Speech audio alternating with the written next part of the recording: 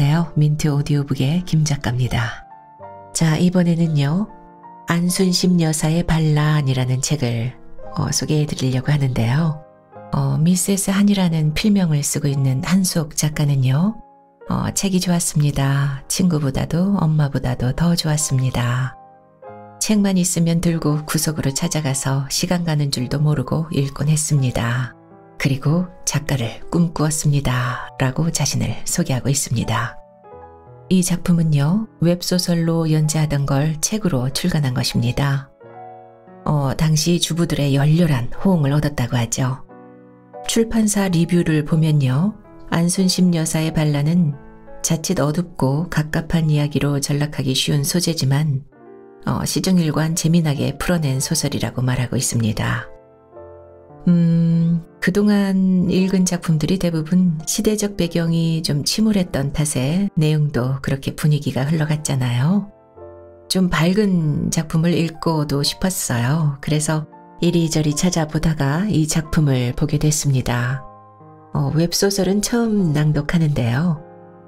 전에 스마트 소설 파도타기라는 작품을 소개해드린 적이 있죠. 스마트 소설이라는 장르도 생소했거든요. 요즘 그 스마트폰 세대에 걸맞게 새롭게 탄생한 장르인데요. 3,000자 이내로 짧게 써내려가는 소설이 이 스마트 소설이라고 합니다. 웹소설은 다 아시죠? 인터넷 소설이라고도 하는데요. 요즘엔 인터넷에 소설을 연재하는 플랫폼이 있어서 작가를 꿈꾸는 사람이라면 누구나 도전을 할 수 있는 장이 마련이 됐습니다. 그리고 이 웹소설이 드라마로 제작되는 경우도 많이 있던데요. 성균관 스캔들, 김비서가 왜 그럴까, 구름이 그린 달빛 등등 꽤 있습니다. 이 안순심 여사의 반란도 듣다 보면 드라마처럼 머릿속에 장면 장면이 그려집니다. 재밌는 드라마를 이야기로 듣는다 생각하시고 편안하게 들으시면 좋겠습니다. 또 낭독을 흔쾌히 허락해 주신 출판사 데일리북스와 한속 작가님께 진심으로 감사의 말씀을 드립니다. 한속 작가님께 정말 떨리는 마음으로 연락을 드렸거든요. 그런데 통쾌하게 허락을 해주셨습니다. 한속 작가님은 웹소설로 계속 활발한 활동을 하고 계십니다. 자, 그럼 우리 안순심 여사를 만나봐야죠. 안순심 여사의 반란 시작합니다.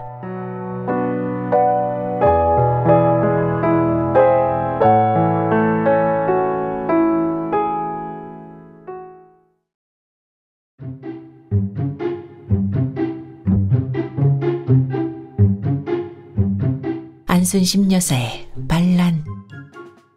지은이 미세스 한. 첫 번째 이야기. 그녀에게 간절히 필요한 것.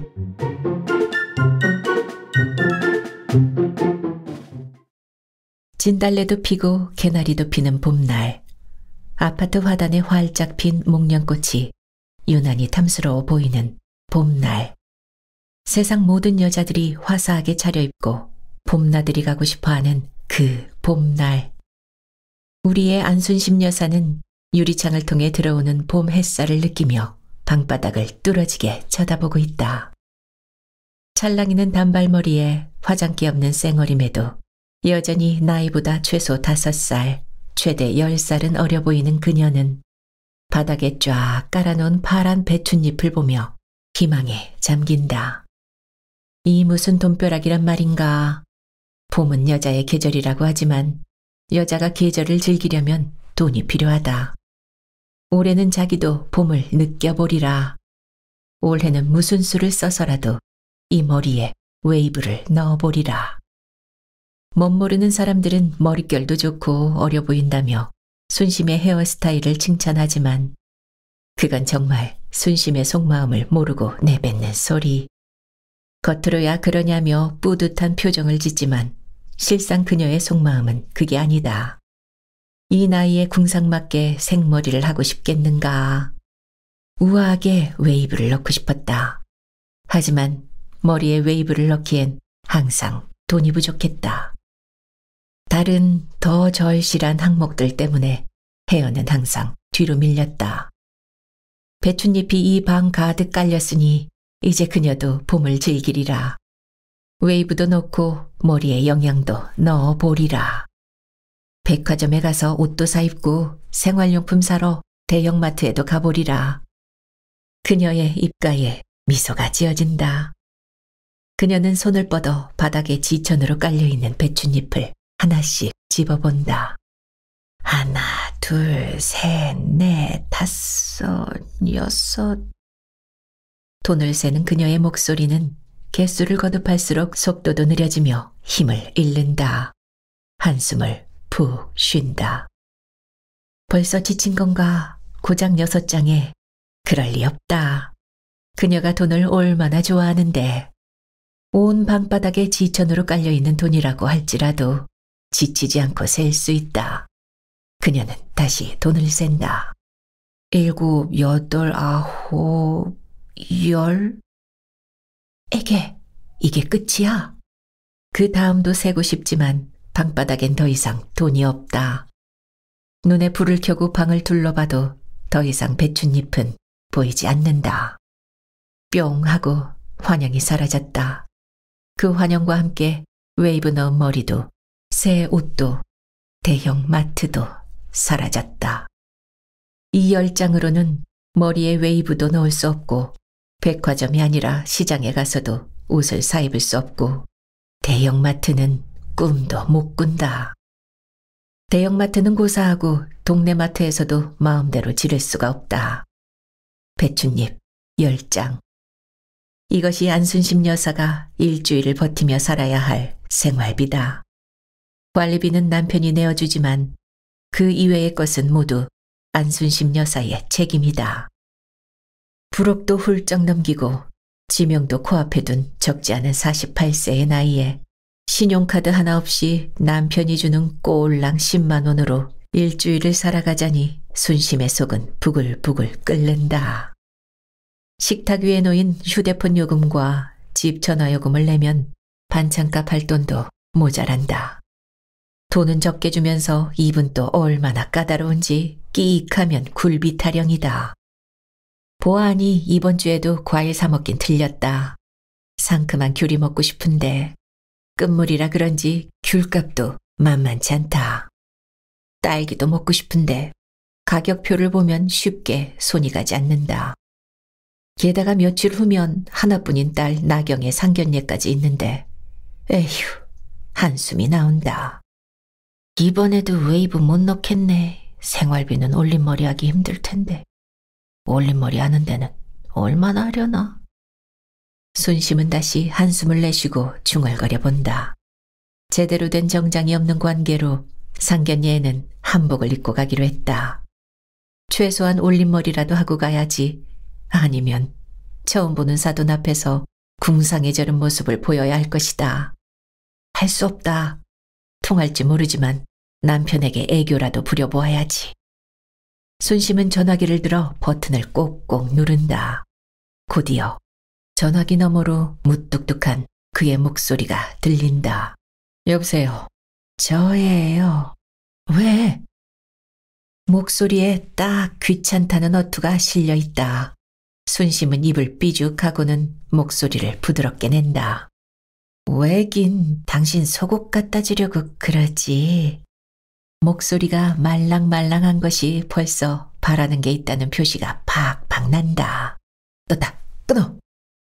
이 남자가 정말 성질이 확 치민다. 아직 할 말도 채 끝나지 않았는데 이미 전화는 끊겨버렸다. 돈 좀 더 받아내 보려고 목소리까지 애교스럽게 꾸며댔던 것이 억울하다. 너다 끊어. 순심은 끊긴 전화기를 보며 불만스럽다는 듯 그의 말투를 흉내낸다. 그리고 이어서 자기 목소리로 투덜거린다. 마누라한테 할 줄 아는 말은 그저 떴다 끊어 밥 줘. 그거밖에 없지. 이거 내 팔자야. 이걸 가지고 또 일주일을 어떻게 버티냐? 아이고 짠돌이 쫑팽이. 그래 내 발등 내가 찍었다. 이게 다 사랑 때문이다. 꽃보다 예뻤던 20살 시절. 첫 미팅할 거라고 꽃단장을 하고 집을 나서던 순심은 순식간에 자기 가방을 소매치기 당했었다. 어찌할 바를 모르고 비명만 지르고 있던 그때 짱가가 나타났다. 어디선가 나타나 엄청난 기운을 쏟아내며 소매치기를 제압하던 짱가가 바로 지금 순심의 남편 최고집이다. 순심은 바로 그 순간 짱가의 탈을 뒤집어 쓴 형사 나부랭이에게 눈이 뒤집혔다. 나이도 12살이나 많고 집안도 보잘것없고 모아놓은 돈도 없는 고졸 출신의 형사 나부랭이가 너무 좋아서 그녀는 부모 가슴에 대못을 받고 대학도 때려치우고 남편과 살림을 차렸다. 그때는 죽어도 좋을 만큼 그가 좋았다. 부잣집 외동딸로 돈 궁한 줄 모르고 살아가던 순심이 돈 없는 현실이 얼마나 힘든지 깨닫는 데는 오래 걸리지 않았다. 딸랑 가방 하나 들고 남편의 단칸방으로 들어가 살림을 살기 시작한 지 며칠 후 남편이 월급이라며 손에 쥐어준 돈은 얼마 되지 않았다. 그녀의 한 달 용돈도 안 되었다. 20살의 새댁이 무슨 생각이 있고 개념이 있겠는가. 평소의 가락대로 머리하고 냉장고 채우고 옷 한 벌 사고 나니 수중에 돈 한 푼 남지 않았다. 월급 봉투를 받은 지 3일 만에 벌어진 일이었다. 남편의 기막혀하는 얼굴 표정이 29년이 지난 지금도 생생하다. 그날 굳은 표정의 그가 그녀를 앉혀놓고 선언을 하였다. 이제부터 월급은 내가 관리한다. 생활비는 주급으로 지급하지. 나랑 같이 살 자신 없으면 지금이라도 집으로 돌아가. 난 붙잡지 않아. 그때의 그 냉랭함이라니. 자기에 대한 조금의 미련도 보이지 않는 냉정한 그의 말에 그녀는 할 말을 잃었다.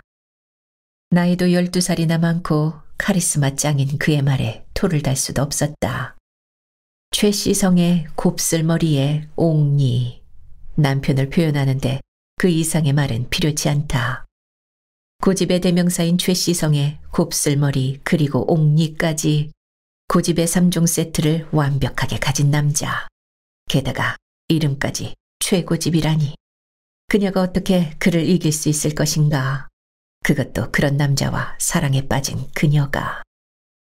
하필이면 그런 남자에게 마음을 홀라당 빼앗긴 그녀가 어리석을 뿐이다. 그때는 그와 헤어지면 그녀의 세상도 끝나는 줄 알았다. 그래서 어쩔 수 없이 그저 알았다고 고개를 끄덕이며 그의 말에 동의했다. 그녀를 찾아와 집으로 돌아가자고 달래던 엄마도 결국은 그녀의 고집을 꺾을 수 없음을 알고는 부모 자식의 연을 완전히 끊어버렸다. 부모 버리고 집 나간 딸 없는 셈 친다고 했다. 그렇게 끈떨어진 뒤움박 신세가 된 그녀는 그 이후로 쭉 29년 동안 줄곧 주급을 받아 생활해왔다. 한 번씩 통장을 달라고 반항해 본 적이 없는 것은 아니지만 여전히 그는 그녀에게 넘기 힘든 산이었다. 순심은 방바닥에 펼쳐놓은 돈을 집어들어 화장대 서랍에 넣고는 서랍장을 열어 남편 속옷을 챙긴다. 아무리 왼수 같아도 갈아입을 옷은 가져다 줘야 한다.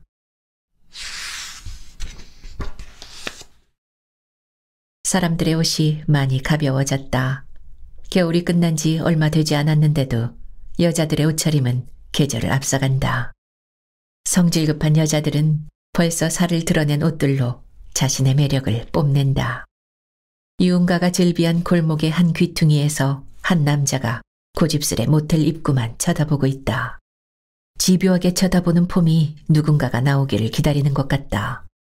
대낮인데도 생각했던 것보다 모텔을 드나드는 사람이 많다. 제길 대낮인데도 모텔 드나드는 년놈들이 왜 이리 많은 거야? 남자는 속으로 구시렁거리며 모텔 입구에서 시선을 떼지 않는다. 징. 주머니의 휴대폰이 진동을 울리자 남자는 여전히 시선은 모텔 입구로 향한 채 휴대폰을 꺼내 귀에 댄다. 여보세요. 저예요. 전화기 너머에서 여자의 목소리가 들린다. 바빠 죽겠는데 무슨 전화야?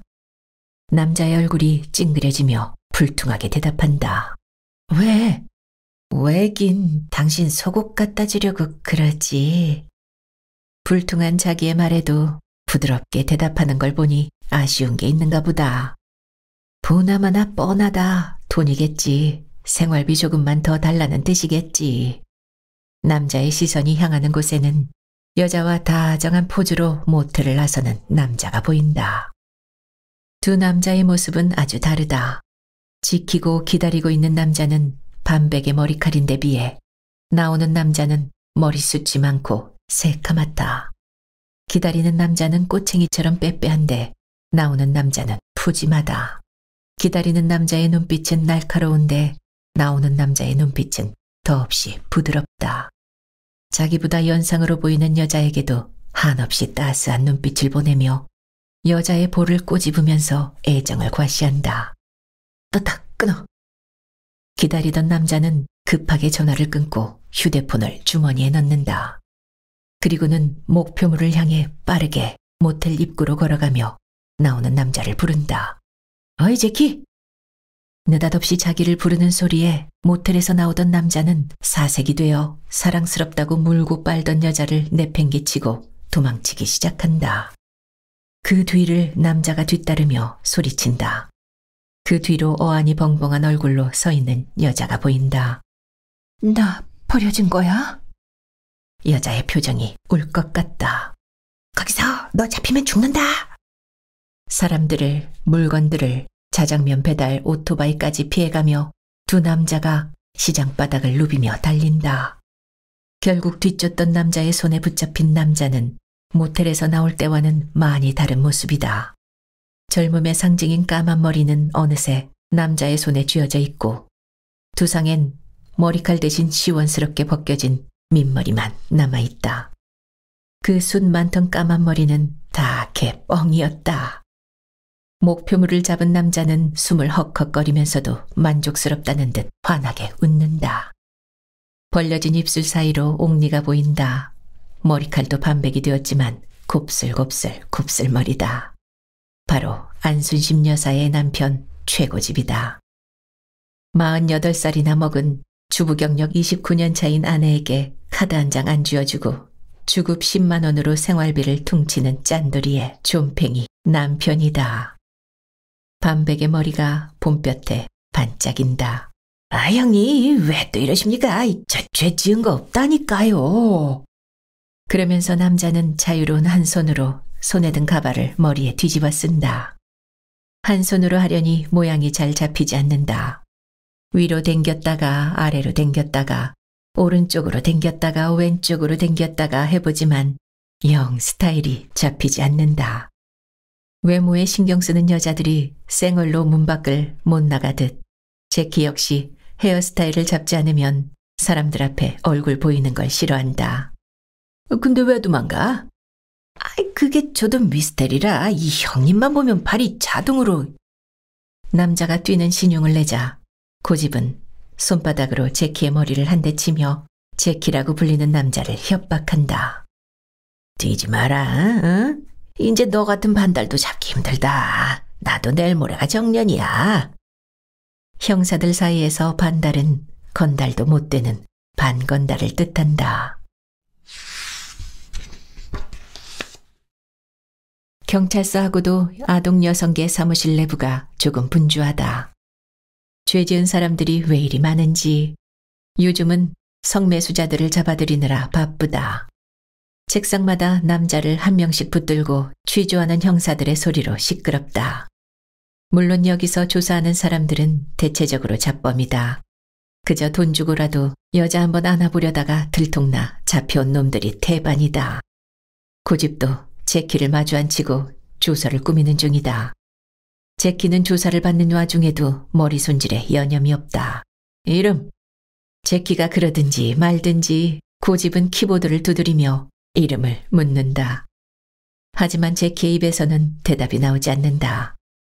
고집은 제키를 한번 쳐다보고는 대답 안 해준다고 내가 모르냐는 듯한 표정을 지으며 제키 대신 대답하며 키보드를 두드려 이름을 친다. 김철수. 주민등록번호. 주민등록번호를 물어도 제키는 조용히 자기의 머리만 만지작거리고 있다. 당신 마음대로 하세요 하는 분위기다. 고집 역시 그 모습을 보고는 별 타박 없이 자기가 또 대답하며 키보드를 두드린다. 581017. 고집이 키보드를 두드리다 뒷자리가 생각나지 않는지 머리를 갸웃거리다 제키 얼굴을 보며 다시 묻는다. 뒷번호 뭐야? 나이가 무섭긴 무섭구나. 형님이네 주민번호도 기억 못하고. 자식이 빨리 불러. 18. 고집의 협박에 제키는 마지못해 대답을 한다. 고집의 곤조는 능히 알고 있다. 잘못했다가는 또 별을 달 수도 있다. 제키의 별은 대부분 다 저 꼴통이 달아주었다. 외로운 여자들 조금 위로해주고 용돈 좀 받아 쓴 게 무슨 그리 큰 죄라고. 불만스럽다는 표정이 절로 나온다. 야! 갑자기 고집이 자리에서 일어나며 버럭 소리를 지르자 제키가 움찔한다. 하여간 눈치 하나는 백단이다. 그새 내 표정 보고 저 지랄이다. 하지만 고집의 불통은 다른 사람을 향하고 있었다. 고집의 시선이 향한 곳에는 30대 중반으로 보이는 형사 분위기가 전혀 나지 않는 남자가 민망한 듯 뒷머리를 만지작거리며 사무실로 들어오고 있었다. 김영사 너 뭐하는 놈이야? 아니 잠복서다 사라지는 놈이 어딨어? 참 막말로 강력범이었으면 나 죽었어 임마. 고집이 커다란 목소리로 소리를 지르자 사무실 안의 사람들의 시선이 집중된다. 남자가 얼른 고집 앞으로 다가와 사람들의 눈치를 보며 주절주절 변명하기 시작한다. 그게 아니고 내일이 와이프 생일이라 잠시 선물 사러 나갔다가. 뭐 잠복 서다가 와이프 생일 선물 사려고 몰래 빠져나갔다고? 기가 막히고 코가 막힌다. 참 세상 좋아졌다. 우리가 신참 형사일 때는 가정이란 건 외면하고 살았다. 그런데 뭐 와이프 생일 선물. 지난번에는 결혼기념일 챙긴다고 사라졌다가 결국 범인 놓치고 말았다. 저 자식과 같이 다니다가는 내가 내 성질 못 이기고 사고를 칠 것 같다. 정년 퇴임이 얼마 남지 않았으니 그나마 다행이다. 결혼기념일 챙기고 생일 챙기고 범인은 누가 잡아? 우라가 치밀어 버럭 소리를 지른다. 범인이야 다른 사람이 잡을 수 있지만 내 마누란 내가 챙겨야죠. 고집의 질책에도 김 형사는 당당하게 대답한다.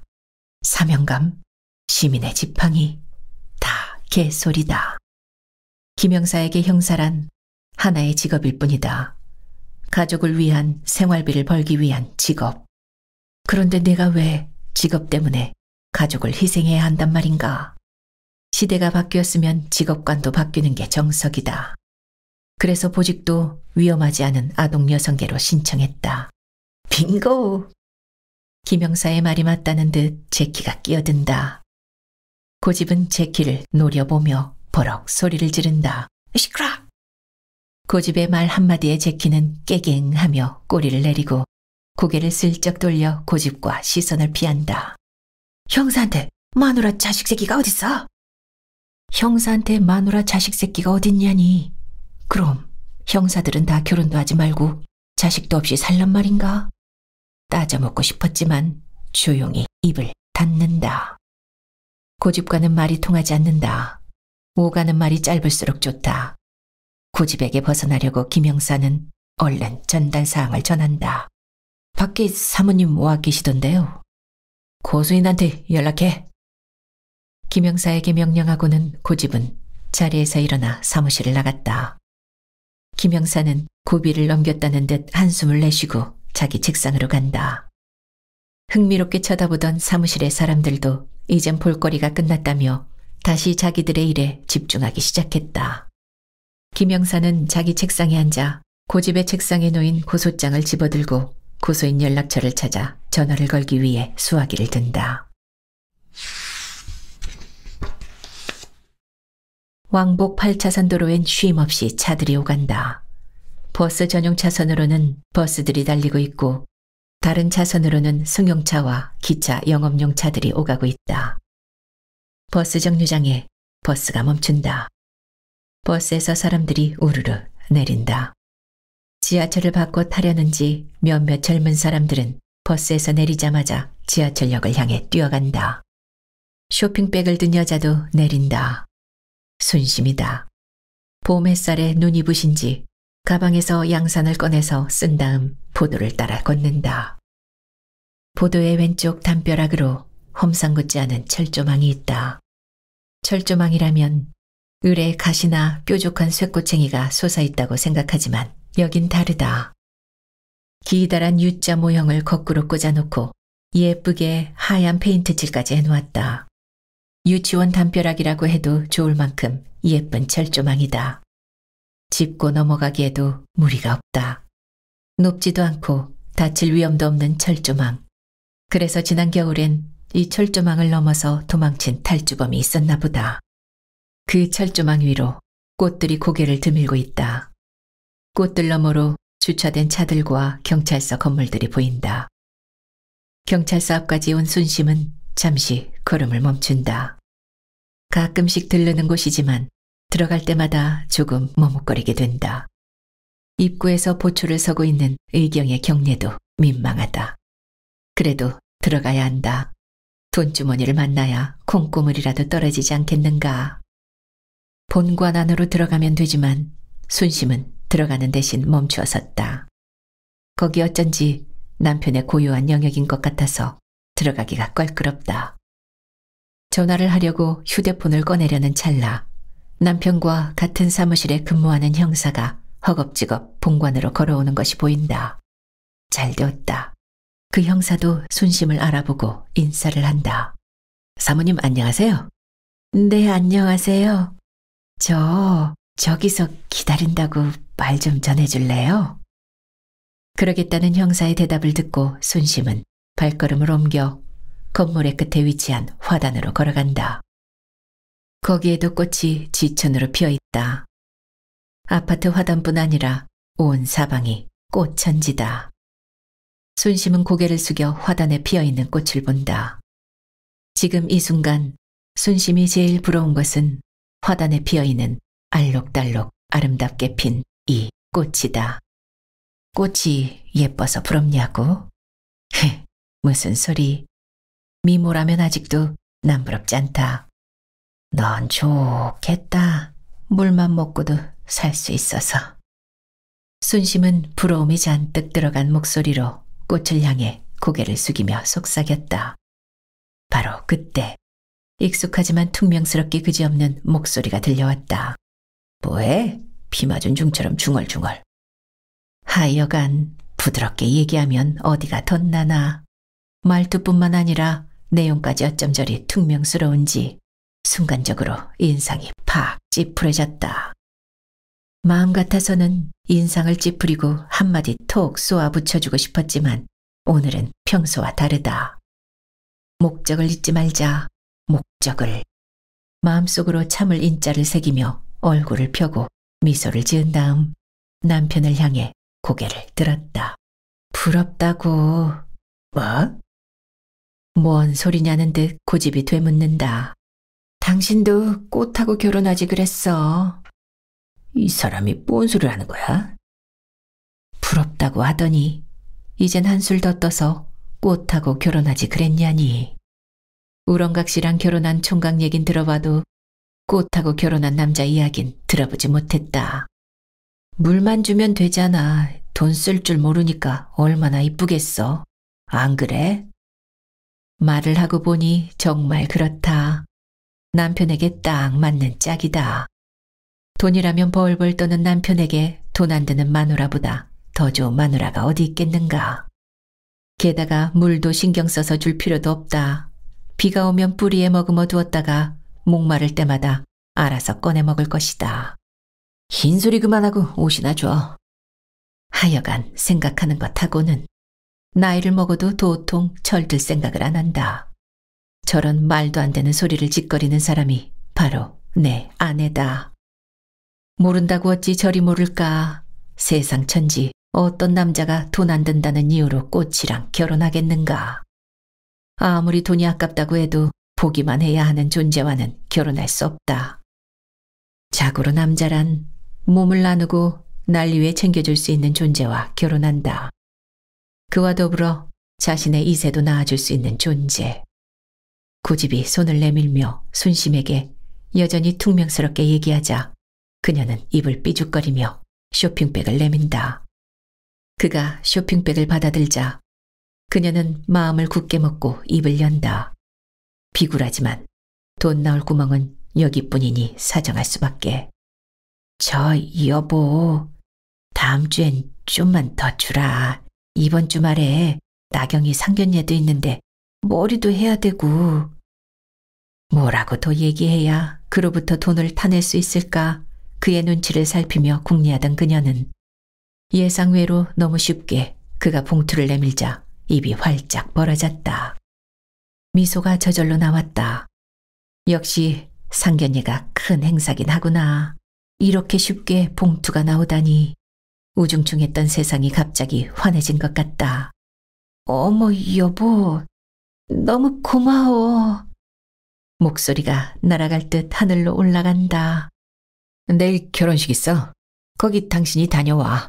난 바빠서 못 가. 아니, 이게 무슨 소리야. 결혼식이라니. 그럼 이 봉투는 특별 보너스가 아니라 축의금 낼 봉투란 말이야. 좋아서 벌어졌던 입이 채 닫히기도 전에 그녀의 기분은 바닥으로 떨어졌다. 그러고 보니 남편이 준 봉투는 청첩장 봉투와 축의금 봉투 2개였다. 실망스러운 눈으로 그를 바라보며 순심히 물었다. 그럼 이게 축의금 봉투야? 당연한 걸 왜 묻느냐는 듯 대답도 없이 고집이 몸을 돌려 안으로 성큼성큼 들어가 버렸다. 졸지에 김새버렸다. 그럼 그렇지, 바랄 걸 바래야지. 짠돌이가 그렇게 쉽게 돈을 더 주겠어. 에휴, 내 팔자야. 저절로 팔자 타령이 나왔다. 얼마가 들어있는지 들여다보던 순심은 꼴랑 10,000원권 5장 들어있는 봉투를 보고 갈등을 때렸다. 10만 원이 들어있으면 축의금에 손을 좀 대어볼까 했지만 이건 아니다. 겨우 5만 원, 3만 원만 내고 2만 원은 빼돌릴까? 하지만 지금의 상황은 2만 원으로 해결할 수 있는 상황이 아니다. 그래, 할 수 없다. 지금은 비상사태니 남편도 이해할 것이다. 내 손에 들어온 떡을 남 줄 수는 없다. 몰래 입 닦을 수도 있지만 남편의 인간관계를 위해서 알려는 줘야지. 얼른 경찰서를 나와서는 휴대폰을 꺼내 문자를 보낸다. 여보, 이 돈 잘 쓸게. 축의금은 자기가 따로 보내, 생유. 문자를 보내고는 순심은 버스 정류장으로 걸어가며 가만히 속으로 숫자를 세기 시작한다. 1, 2, 3, 4, 5, 6, 7, 8, 9, 10. 이상하다. 올 때가 지났는데. 바로 그 순간 순심의 전화가 울리기 시작한다. 그럼 그렇지. 예상보다 조금 늦었다. 그 언젠가 나를 위해. 순심의 벨소리는 조용필의 단발머리다. 29년을 단발머리를 고수하고 산다고 친구 영희가 순심을 놀리며 벨소리로 설정해 놓은 곡이다. 액정을 확인하니 역시 남편이다. 10만 원이란 글자가 두둥실 떠 있다. 생활비로 주급 10만 원씩 지급한다고 남편의 이름 대신 10만 원이라고 저장해 두었다. 이 10만 원이 100만 원으로 바뀐다면 정말 살맛 나는 세상일 텐데. 그래준다면 입안의 혀처럼 달콤한 마누라가 되어줄 수도 있을 텐데. 미안하지만 오늘은 전화 사절입니다요. 남편이 열을 받든 말든 그건 나와는 무관한 일.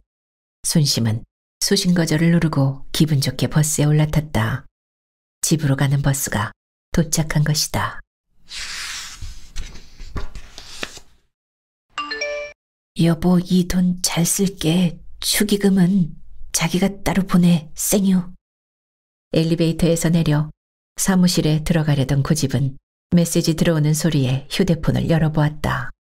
아이쿠 두야, 내 이럴 줄 알았어. 내 이럴 줄 알았다. 병이 도질 때가 되었어. 이러니 내가 월급 통장을 맡길 수가 있어. 꼴랑 5만 원 빼돌리는 걸로 고집은 자기가 월급 통장을 맡기지 않는 면죄부를 얻는다. 그걸로도 모자라 잔소리를 늘어놓기 위해 고집은 휴대폰 단축 번호를 길게 눌렀다. 신호가 가더니 어느 순간 소신거절 메시지가 들어온다. 지금 고객님이 전화를 받지 않습니다. 뭐, 전화를 안 받아? 간이 배 밖으로 나왔구만. 결국 축의금을 빼돌리겠다 이거지? 고집은 다시 한번 전화를 걸어보지만 계속해서 소신거절 메시지만 돌아오고 있다. 고집은 기막히다는 듯 실소를 짓는다. 김영사에게 나머지 조사를 맡기고 3층 사무실을 나와 본관 건물을 나서니 화단을 보고 중얼거리는 아내가 보였다. 안으로 들어오면 될 텐데 항상 밖에서만 기다리는 아내가 못마땅하다. 단발머리에 청바지와 티셔츠를 입은 아내의 뒷모습은 아직도 학생 같다. 워낙에 나이 차이도 있지만 옷차림 때문에 같이 다니면 불륜으로 의심받기는 한다. 전에 옷차림을 타박했다가 옷 좀 사주고 그런 소리를 하라는 말에 그 다음부터는 절대 옷 가지고 타박을 하지 않는다. 사실 젊어 보이는 아내 나쁘지 않다. 젊은 아내는 모든 남자의 로망이니까. 그런데 나보고 꽃하고 결혼하지 그랬냐고. 무슨 뜬금없는 소리인가 했더니 물만 주면 되지 않느냐고. 돈 쓸 줄 모르니 얼마나 이쁘겠냐고 한다. 돈 때문에 머리를 굴리는 아내의 속이 다 읽혔다. 그래서 준비한 봉투를 내밀었다. 예상대로 아내의 입이 벌어졌다. 하지만 쉽게 보너스를 넘겨줄 순 없는 일. 내일 결혼식 있어. 거기 당신이 다녀와. 난 바빠서 못 가. 아내의 실망하는 얼굴에 순간적으로 보너스라고 얘기하려 했지만 그 순간을 못 넘기면 앞으로가 피곤해질 것 같아 참았다. 사실 이럴 줄 알고 준비한 봉투였다. 부드럽게 나오는 폼이 기대하는 것도 있는 것 같고 나경이 상견례도 있고 해서 보너스라고 주고 싶었지만 그런 식으로 줬다가는 돈 잘 쓰는 안순신병이 도질까봐 축의금 봉투를 대신 내민 것이다. 아무리 나이가 들어도 고집의 눈에 순심은 철없는 어린애다. 살림 차리고 처음 월급을 통째로 넘겨주고 난 뒤 3일 후 돈이 하나도 없다는 말에 얼마나 기함을 했던가. 다른 사람들은 그 돈으로 한 달 생활비도 하고 저축까지 하면서 사는데 사흘 만에 다 썼다는 말에 기가 막혔다. 그 이후로 쭉 통장은 자기가 맡아서 관리하고 아내에게는 주급으로 생활비를 지급했다. 아내가 한계에 도달했다 싶을 때면 이런 식으로 보너스를 전달하는 것이 그녀를 위한 고집 나름의 배려다. 그렇지만 자기 마음도 모르고 전화를 씹어. 다음 주 생활비에서 빼고 주워버려. 하지만 용서하기로 했다. 아직은 쬐금 귀여우니까. 아직은 쬐끔 사랑스럽기도 하니까. 그렇게 부부는 상대의 속마음도 모른 채 서로가 이겼다고 승리자의 미소를 짓고 있었다.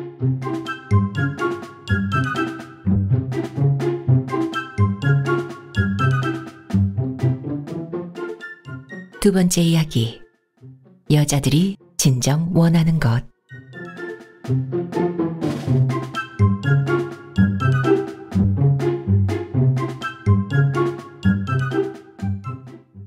대낮에 버스엔 사람들이 많지 않다. 멀거니 창밖을 보면서 남편에게서 빼돌린 5만 원을 어떻게 써야 잘 쓸까 고민 중인데 또다시 휴대폰이 울렸다. 이 인간이 정말 안 받으면 말 섞기 싫은가 보다 하고 포기하지 무슨 전화를 이렇게 계속 걸어대는 거야? 아예 전원을 꺼버리자 작정하고 휴대폰 액정을 보자 남편이 아니라 친구 영이었다. 이심전심인가 만나서 남편 욕이라도 실컷 퍼붓고 싶어서 전화를 걸까 했었는데 잘 됐다. 순심은 얼른 휴대폰을 받는다. 영희야. 영희는 현재 순심의 유일한 친구다. 남편과 결혼하면서 그 전에 어울리던 친구들하고는 수준이 안 맞아서 자연스럽게 멀어졌다. 남편이 주는 주급으로는 친구들 만나 하루 놀기에도 턱없이 부족했다. 그러다 보니 한 명씩 두 명씩 친구들이 멀어졌고 이제 만나는 친구는 영희 한 명밖에 남지 않았다. 뭐? 전화를 받는 순심의 얼굴이 어두워졌다. 영희의 남편이 죽다니. 어떻게 이런 일이.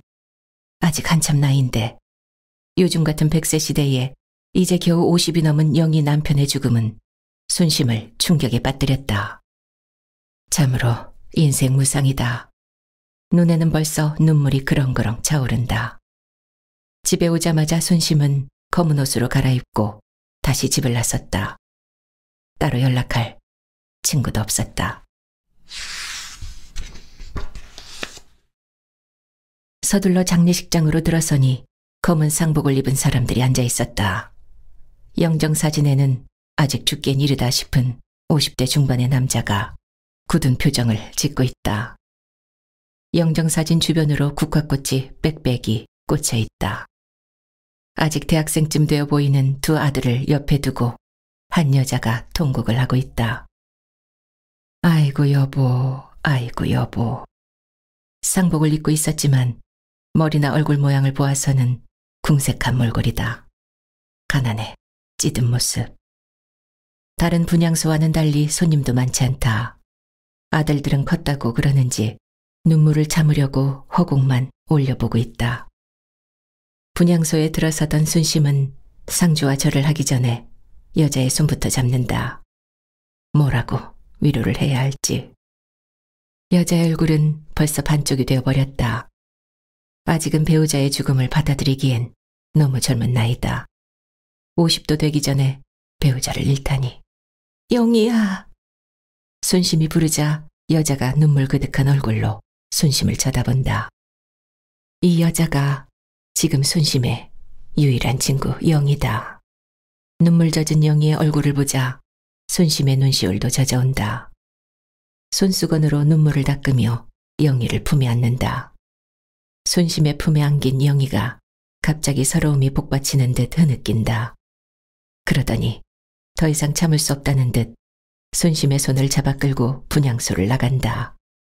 사람들이 보는 앞에서 우는 것이 창피한가 보다. 남편이 죽어서 우는데 창피할 게 뭐가 있다고. 친구의 마음을 편하게 해주자는 마음에서 순심은 영희에게 붙잡혀 따라간다. 영희가 그녀를 데리고 간 곳은 화장실이었다. 화장실에 들어오자마자 영희는 순심의 가슴에 안겨 꺽꺽거리며 운다. 꺽꺽, 꺽꺽. 영희의 슬픔이 그대로 전해져 순심이 영희의 등을 토닥거려준다. 그래 울어. 마음껏 울어. 다 토해내버려. 아직 50도 되기 전에 혼자가 되어버린 친구를 딱히 위로할 말이 없다. 그저 마음껏 울라는 소리밖에는. 그때 영희가 고개를 들고 순심을 본다. 그런데 표정이 좀 이상하다. 예상하고 다르다. 분명히 절망과 슬픔에 빠져 울고 있으리라고 생각했었는데 웃고 있다. 분명히 웃고 있다. 이건 우는 얼굴이 아니다. 웃는 얼굴이다. 이게 미쳤나? 남편이 죽었는데 웃음이라니? 너 실성했니? 혹시 남편이 급작스럽게 죽어서 너 정신줄로 온 거야? 왈칵 걱정이 몰려왔다. 너 왜 그래? 너무 충격받아서 그래? 그 정도로 힘들어? 순심이 영희를 살피며 걱정스럽게 물었다. 그 순간 화장실 안으로 사람이 들어왔다. 순간 영희가 얼른 표정 관리를 하며 슬픈 표정을 짓는다. 그런 걸 보면 정신줄로 온 건 아닌 것 같다. 그건 다행한 일이다. 정말 다행이다. 사람이 화장실 문을 열고 안으로 들어가자 영희의 얼굴에 다시 웃음이 번진다. 울다 웃다 웃다 울다 도저히 적응이 안 된다. 마침내 사람이 화장실에서 나와 손을 씻고 밖으로 나가자 이제 영희가 소리내어 웃는다. 하하하 하하하. 내가 잘못 생각했다. 미친 게 틀림없다. 정신줄로 온 게 틀림없다. 너 미쳤어? 지금 웃음이 다 와? 순심이 영희의 입을 막으며 소리 죽여 영희를 나무란다. 하지만 영희의 입에서는 계속해서 웃음이 터진다. 너무 좋아서 통제가 안 된다는 듯 마구마구 웃는다. 미치겠다. 정말 너 왜 그래? 혹시라도 사람이 들어올까 봐 순심은 화장실 입구를 연방 쳐다본다. 하긴 그만 모르진 않는다. 술만 마시면 두들겨 패던 남편이 죽었는데 뭐가 그렇게 서럽겠는가.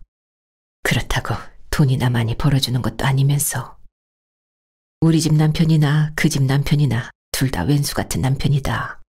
죽어도 하나 아쉬울 것 없는. 남편이 죽어서 슬픈 사람은 받은 것이 많은 아내들이다.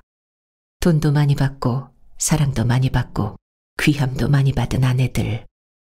영이나 자기처럼 구박만 받은 사람들은 굳이 슬플 것 같지도 않다. 야, 그 말 있잖아. 그 말, 그 왜 마누라 죽으면 화장실 가서 웃는다는 말. 웃으면서 하느라 말도 제대로 되지 않는다. 야, 그만해. 사람들 보면 어쩌려고 그래. 모르는 사람들이 보면 너 욕해. 순심은 영희를 이해할 수 있다. 그동안 당해온 것이 많으니까. 하지만 보통 사람들은 남편이 죽었는데 웃고 있으면 천하의 독한 년, 나쁜 년이라고 욕한다. 연방 연희의 입을 틀어막고 화장실 입구를 보면서 순심이 영희를 나무란다. 아는데 일이 좋아하면 안 되는데 어떡하냐 순심아. 참을 수가 없다. 너무 좋아서. 자그마치 보험금이 10억이야. 10억. 그 왼수가 이렇게 고마워 보긴 처음이야. 기쁨에 넘친 영희의 목소리가 화장실을 울린다. 남편 없이 어떻게 사냐고? 웃기는 소리. 돈 없어서 문제지. 늙어 빠진 남편 없다고 왜 그리 아쉬울까? 돈이 10억이 생겼는데. 10억이라니. 난 당장 10만 원도 아쉬운데 10억이라니. 아, 이제 내 친구의 인생은 탄탄대로가 열리겠구나. 전화위복이 되었구나. 울다 웃다 지랄 발광을 하는 이유가 수긍이 되었다. 지금 이 순간 순심은 영희가 너무나 부럽다. 아동 여성계 사무실엔 한바탕 진풍경이 벌어지고 있었다. 그러니까 누님, 내가 잘못했다니까. 내가 돈이 너무 궁해서 누님한테 거짓말을 좀 하긴 했는데 그래도 누님 사랑하는 마음 하나는 진심이라니까.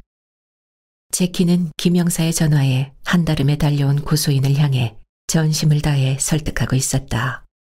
왜 내 마음을 몰라주느냐. 속상하다. 온몸으로 그런 분위기를 뿜어낸다. 영락없이 사랑을 구걸하는 남자의 모습이다. 어느새 머리엔 가발을 정갈하게 쓰고 스타일까지 완벽하게 잡았다. 그런 제키에 비해 여자는 10살은 위로 보인다. 젊어 보이려고 꽃무늬 옷에 빨간 립스틱까지 발랐지만 눈가와 이마와 입가에 진 주름은 숨길 수가 없다. 덕지덕지 바른 파운데이션 때문에 더 늙어 보인다. 나이를 숨길 수 있을 만큼 고급스러운 화장을 할 능력은 안 되는 것 같다. 정말? 정말이야, 동생? 의심의 눈으로 제키를 보던 고소인은 그 사이 마음이 녹아내려 갈등 중이다. 누님, 내 눈을 좀 봐. 내 눈 속에 뭐가 있나? 자기 눈을 가리키며 제키가 옆에 앉아있는 여자에게 애절하게 부탁한다. 여자가 제키의 말에 제키의 눈을 가만히 들여다본다. 제키의 눈동자 속에 자기가 보인다. 이상하다. 왜 저 눈동자 속에 내가 있지? 봐, 누님이 보이지? 내 눈 속에는 항상 누님이 있어. 난 누님만 사랑한다니까. 정말 지랄도 가지가지다. 공짜로 보고 있긴 아까운 장면이다. 코미디도 이런 코미디가 없다. 어째 레퍼토리 하나 변함없는데도 여자들은 저 꼬임에 넘어가는지 도통 알 수가 없다. 두 남녀가 하는 꼴을 가만히 지켜보던 고집은 더 이상 참을 수가 없다. 속이 뒤집혀서 견딜 수가 없다. 저절로 욕이 튀어나온다. 지랄한다. 고집이 욕을 하건 말건 두 사람의 애정은 무럭무럭 피어오른다. 미안해. 내가 속이 좁았어. 가자. 내가 밥 사줄게. 여자가 제키의 손을 잡고 일어나자 고집이 여자를 향해 소리 지른다. 아줌마, 뭐 하는 거예요? 고집이 소리를 지르건 말건 여자는 꿋꿋하다. 고소 취하할게요. 죄송해요. 전혀 죄송한 얼굴이 아니다. 복숭아꽃처럼 화사하게 피어있다. 나 참 기가 막혀서. 완전 어이상실이다. 사기꾼 잡아달라고 온 경찰서가 떠들썩하게 소동을 부린 여자와 같은 여자인가 의심스럽다. 죄송해요, 형사님. 전 동생을 잡아넣으려고 그런 게 아니라 그냥 한 번이라도 더 보고 싶어서. 이 얘기를 하다 보니 자기도 부끄러운지 여자가 뒷말은 잊지 않았다. 내가 미쳐 정말. 이 여자가 누굴 갖고 장난치나. 아줌마, 형사들이 그렇게 한간 줄 알아요? 아줌마 도망간 애인 찾아주게. 이래서 내가 잡범들 상대하기 싫다니까. 그 사이 제키는 자리에서 일어나 비릿한 미소를 지으며 고집을 향해 손을 들어올려 인사를 한다. 형님, 저 갑니다. 너 다음에 또 걸리면 죽는다. 알았어요, 알았어. 다음에 안 걸릴게요. 뭐? 고집에 눈꼬리가 올라가자 제키는 얼른 꼬리를 내린다. 다음엔 안 그런다고요. 자진 출석 확인서는 안 써? 아, 예. 누님, 먼저 나가 있어. 금방 나갈게. 여자가 나가자 제키는 자리에 앉아 용지에 삐뚤삐뚤한 글씨로 자진 출석 확인서를 쓴다. 똑바로 써, 임마. 차마 고소인에게는 더 화를 내지도 못하니 만만한 게 범법자다. 더 이상 화낼 힘도 없다.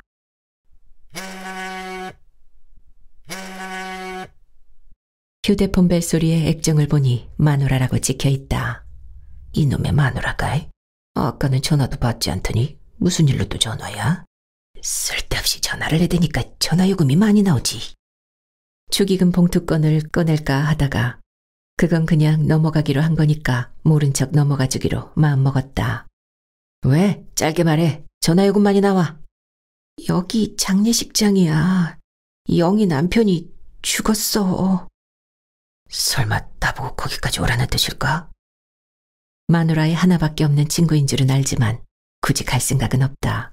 그래서 오늘만 여기서 지내면 안 될까?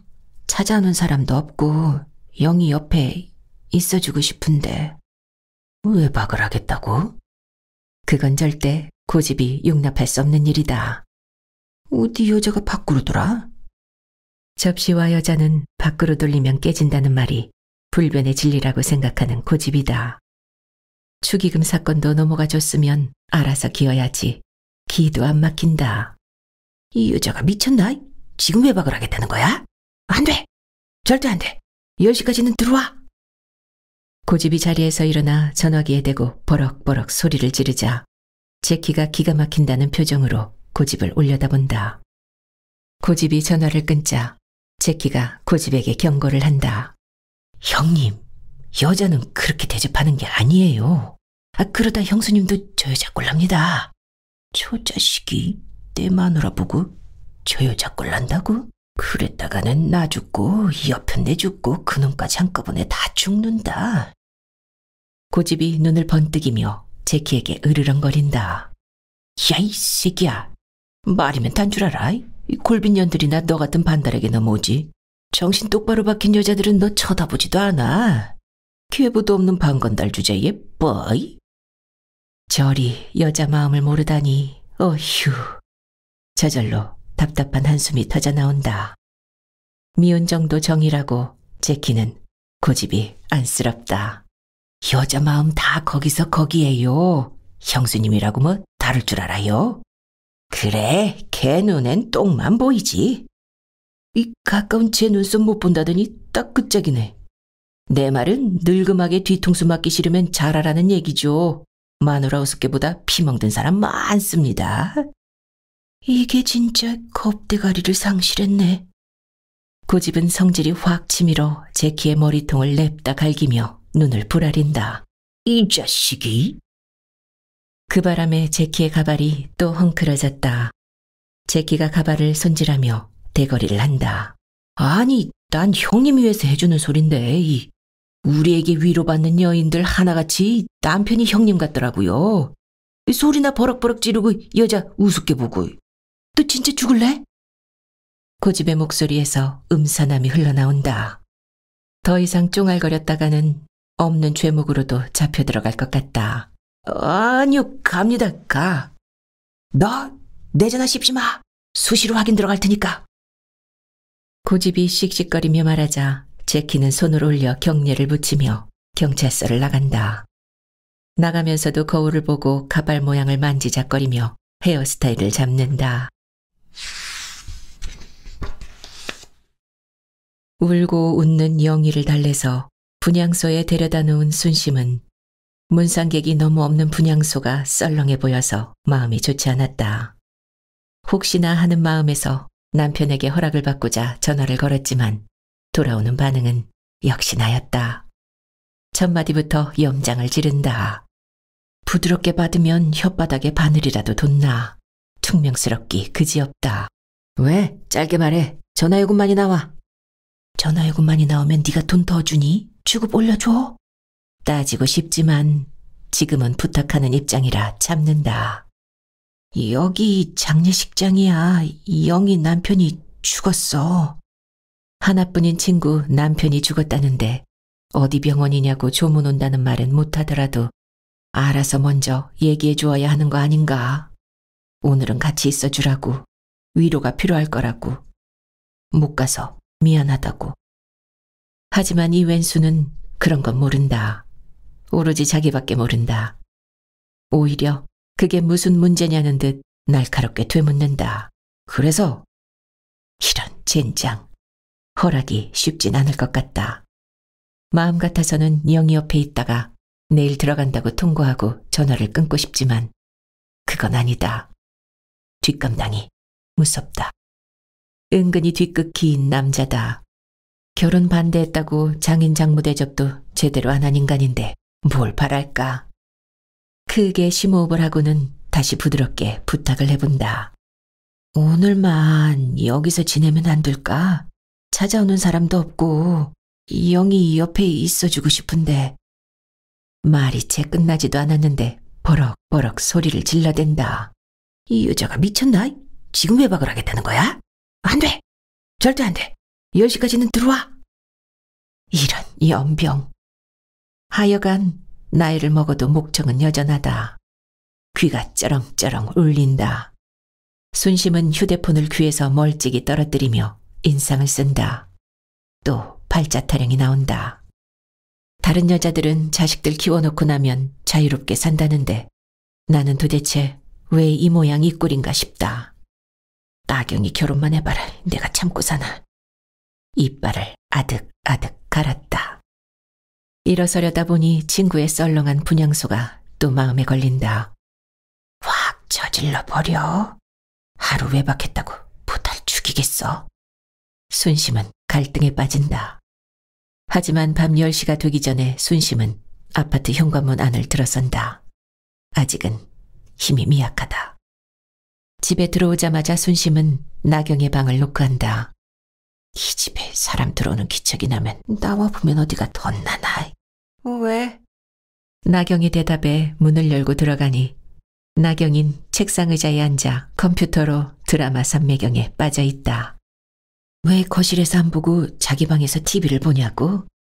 그야 순심네 거실에 있는 TV는 문화생활을 즐기기엔 너무나 낡은 브라운관 TV니까. 요즘은 처치곤란이라 분리수거할 때 내버리거나 작은 방 한 귀퉁이에 밀쳐놓는 브라운관 TV. 다른 집엔 다들 42인치 벽걸이형 HD TV가 차지하고 있는데 순심네 거실에 여전히 21인치 브라운관 TV가 차지하고 있다. 가끔가다 지지직 비가 오기도 한다. 아줌만 어때? 모니터에서 시선을 떼며 나경이 순심에게 묻는다.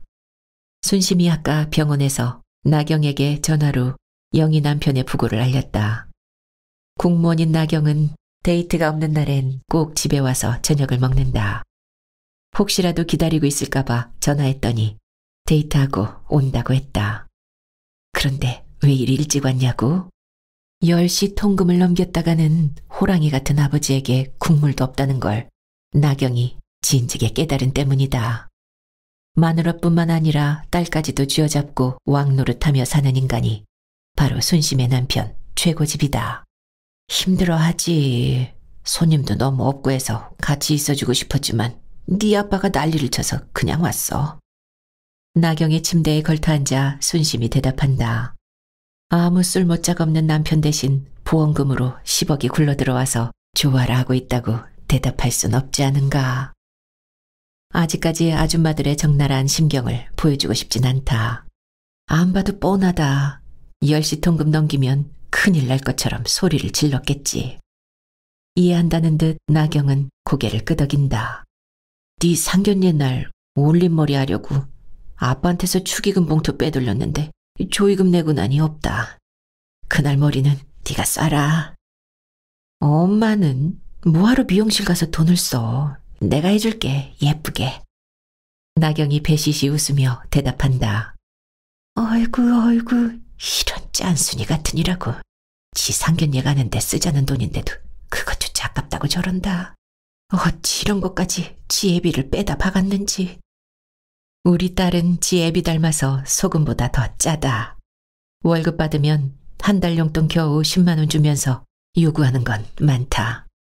딸기가 먹고 싶네, 체리가 먹고 싶네, 치킨이 먹고 싶네 등등. 정말 마음에 안 드는 부녀다.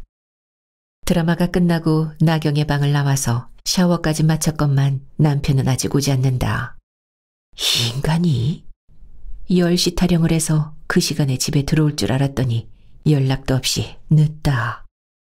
몇 시에 들어올 건지 물어보러 전화기를 들었다가 내려놓는다. 또 전화했다간 쓸데없이 전화한다고 잔소리만 늘어놓을 것이다. 더 있다 와도 되는 건데 그랬다.